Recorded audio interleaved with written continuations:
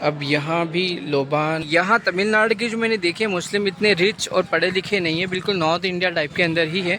लेकिन केरल और कोंकणी मुस्लिम्स को जब मैंने देखा तो वहाँ के मुस्लिम काफ़ी पढ़े लिखे हैं और फाइनेंशियली स्ट्रॉन्ग भी हैं।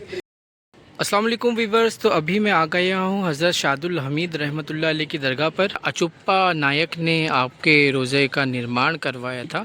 और ये पीछे की तरफ जो आप एक बड़ा सा मीनारा देख रहे हैं, ये मराठा जो राजा रहे हैं शिवाजी के वंशज, उन्होंने इसका निर्माण कराया था।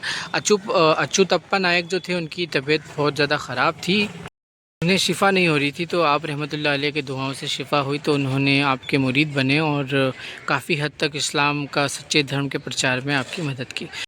दोस्तों, दरगाह शरीफ का ये 5वां मीनारा है जो कि सबसे ज़्यादा बड़ा है। निर्माण करवाने वाले थे तंजावुर प्रताप सिंह। अब ये तंजावुर प्रताप सिंह कौन थे? ये एक मराठा किंग थे जो कि शिवाजी की दूसरी जो नस्ल थे।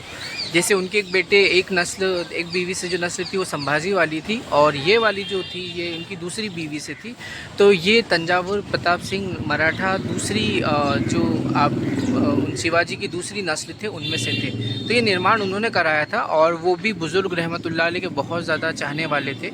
शिवाजी के जो दादाजी मालोजी, उनका एक मैंने वीडियो बनाया, क्या शिवाजी के पिता शाहजी मुस्लिम थे।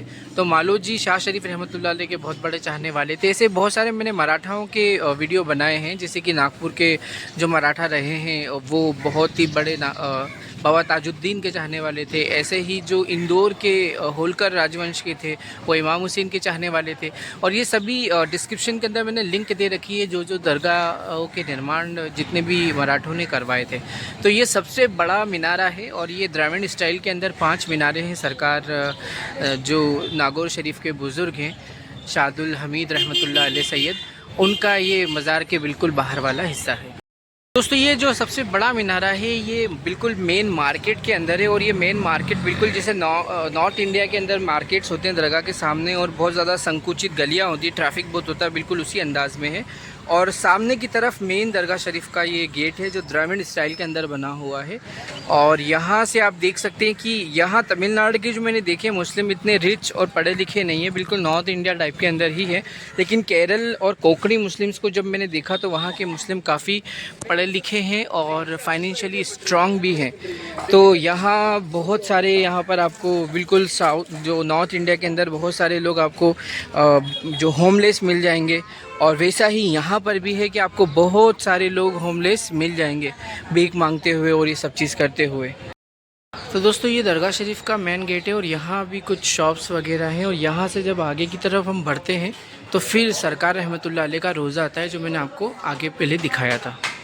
दरगाह शरीफ का ये पूरा गेट वाला जो हिस्सा है, और पूरा दरगाह शरीफ बहुत ही ज़्यादा बड़ी है।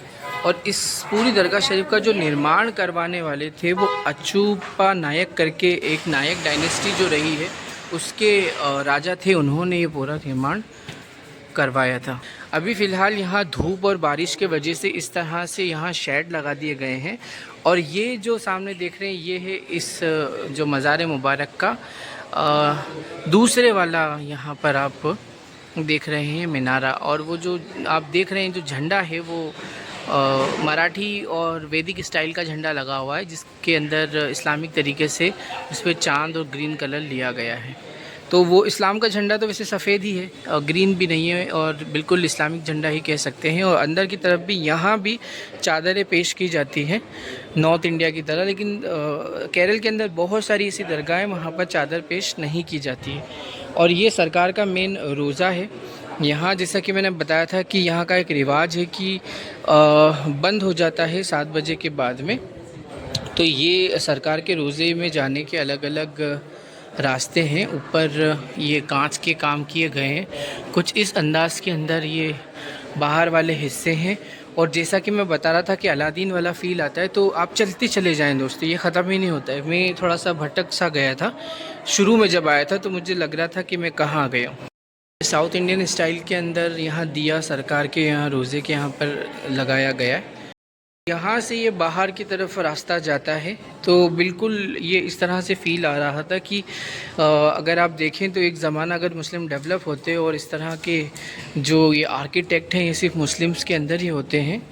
यहाँ भी लंगर का इंतज़ाम चल रहा है, और यहाँ से ये पूरा जो डिज़ाइन देखेंगे माशाल्लाह पूरा द्रविड़ स्टाइल के अंदर बना हुआ है। इसे द्रविड़ आर्किटेक्ट कहते हैं, मतलब साउथ इंडियन। और जैसे द्रविड़ क्यों बोलते हैं, क्योंकि थ्योरी है कि आर्यों ने यहाँ पर आके उनका धर्म, आर्य धर्म अप्लाई किया और ख़ुद को ब्राह्मण बताया, और फिर अपने लिए उन्होंने सेवक तैयार कर दिए कि तुम क्षत्रिय हो, तुम लड़ोगे, तुम वैश्य हो, तुम कमाओगे, और तुम शूद्र हो, तुम हमारी सेवा करोगे।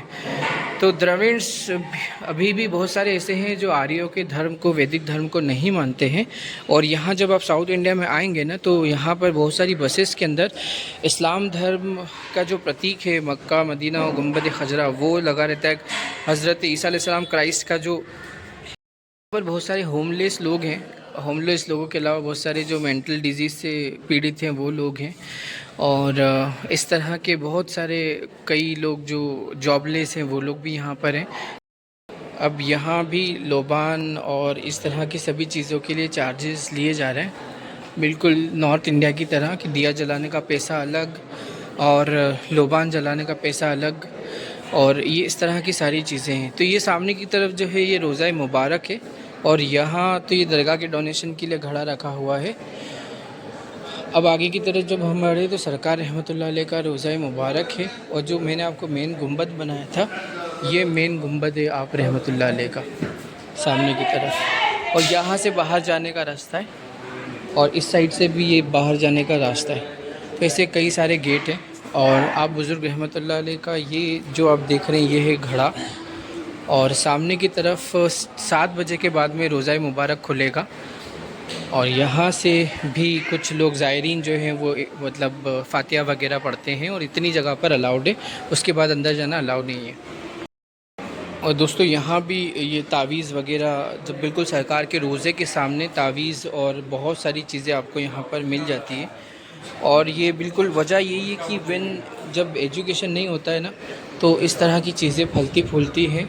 अब बताइए कि बहुत सारे गुरुद्वारे और चर्च और जैन मंदिरों के बाहर आपको होमलेस लोग नहीं दिखेंगे, लेकिन आप हमारे यहाँ पर देखेंगे तो आपको जॉबलेस, होमलेस, मेंटल इलनेस वाले, ये सभी लोग मिल जाएंगे। अब इसका ज़िम्मेदार कौन है? वैसे मैंने कोंकणी क्षेत्र और केरल में नहीं देखा, लेकिन यहाँ ज़रूर देखा। तो यहाँ ऐसी प्रॉब्लम वाले लोग हैं, लेकिन उनका कोई पुरसाने हाल नहीं है। ये आप समझ सकते हैं कि किस द्रविड़ स्टाइल के अंदर ये पूरा डिज़ाइन बना हुआ है। और यहाँ से जो बाहर वाला जो सेकंड रास्ता है बाहर जाने का, जो सबसे ज़्यादा बड़ा रास्ता, इस रास्ते के बाद में यही है।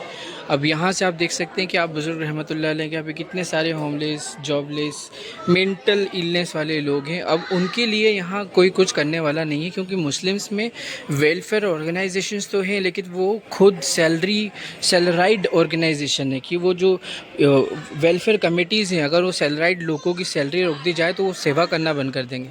वो पैसों के लिए आ रहे हैं। हमारे पास शिक्षा के इंस्टीट्यूशन भी हैं, लेकिन जो स्कूल चलाने वाले डायरेक्टर्स हैं उनको पैसे चाहिए, और जो वहाँ टीचर्स हैं उनको भी पैसे चाहिए। सबको अपना परिवार चलाना है, उसके लिए वो प्लानिंग करते हैं।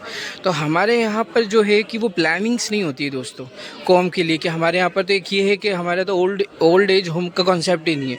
तो नहीं है आपके वहाँ पर, तो फिर आपके यहाँ पर ऐसे होमलेस लोग मिलेंगे और वो दरगाहों पर पड़े रहेंगे, और आपको कोई मतलब भी नहीं है। तो इम्पॉर्टेंट ये है कि हर हिस्से का कोई ना कोई एक वेलफेयर इंस्टीट्यूशन होना चाहिए जो उनको डेवलप करे। अब यहाँ से जो आप देख रहे हैं ये सरकार का रहमतुल्लाह अलैह का मज़ार मुबारक का ज़ियारत आप यहाँ से भी कर रहे हैं। और पीछे की तरफ गुंबद के बिल्कुल एक मीनारा है, और वो बाहर की तरफ इस साइड में जो देख रहे हैं ये वाली साइड में वो मेन मीनारा है जो मार्केट के अंदर है, वो सबसे ज़्यादा बड़ा मीनारा है। फिर एक मीनारा आप यहाँ देख रहे हैं, ये है चौथा मीनारा।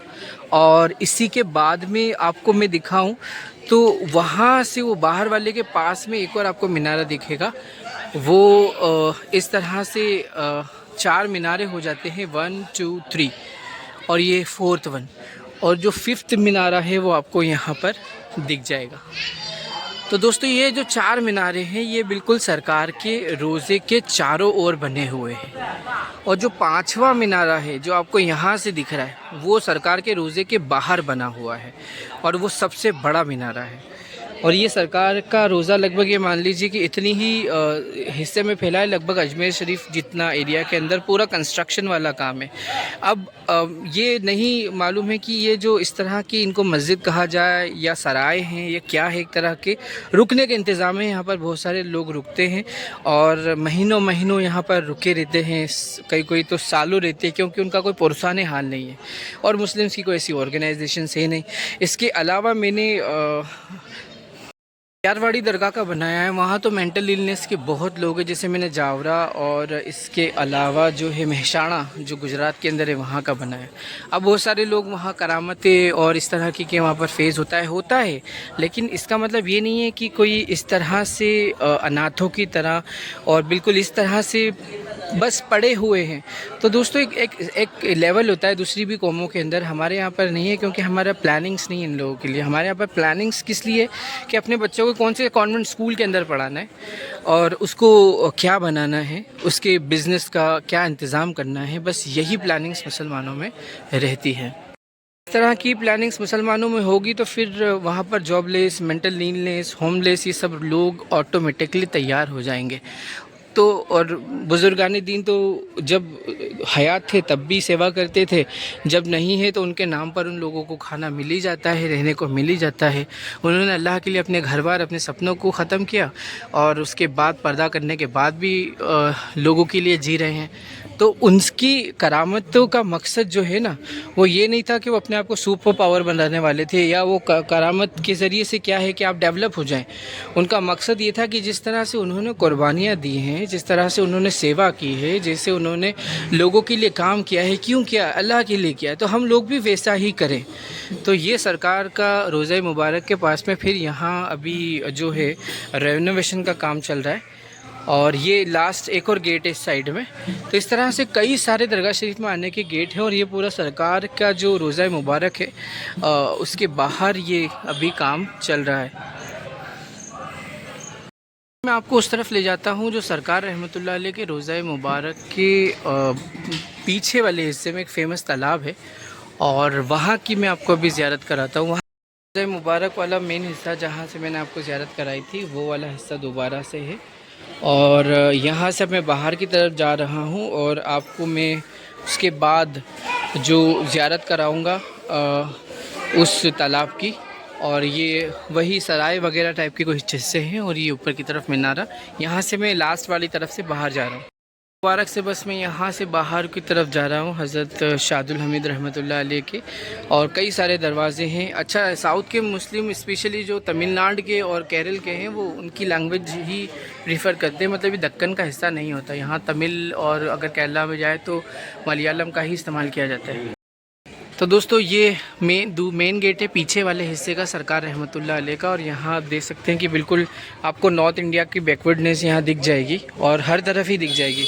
तो बिल्कुल इसी अंदाज़ के अंदर जो यहाँ के जो मुस्लिम्स हैं वो भी इतने ज़्यादा एजुकेटेड नहीं है और कुछ चीज़ें तो मेरा दिखाने का मन ही नहीं कर रहा था। यहाँ पर बाल वगैरह काट कर, यहाँ एक और रिवायत है कि यहाँ शिफा मिलती है, तो वो अपनी जगह ये एक और तरह का बिज़नेस है ये।